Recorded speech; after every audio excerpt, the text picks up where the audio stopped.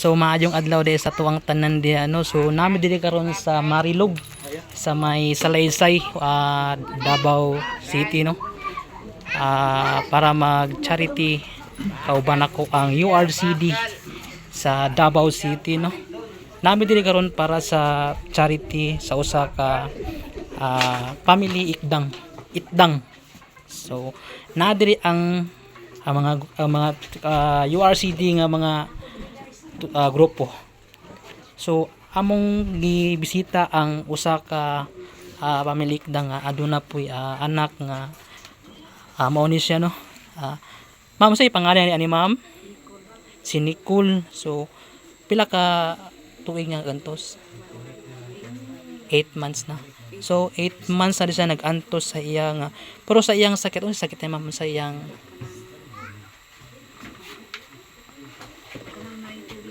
nay tubig sa ulo. Pero wala mo kung say nakalimot mo sa iyang kuan sa kuan. Kung say kuan ma'am, unsa iyang sakit? Hydrocephalus. Amo ni siya ang iyang sakit is hydrocephalus no. So grabe jud niya pag laban niya sa 8 ka tuig ng antos. So naami di karon para ma-share po sa inyo ang sitwasyon nga pangayo mi og mga hinabang sa katong mga makakita niini nga unta matabangan ang iyang pamilya sa mga financial nga magamit pod para sa bata nga iyang gikinahanglan ug maura na ang ako ang maistorya karon no.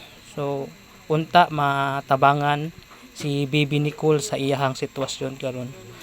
Ug sir, salamat kayo sa panahon sir nga nami diri karon para mag bisita dili lang karon napay mobalik pa pag maka. So ma'am, daghang salamat kayo ma'am.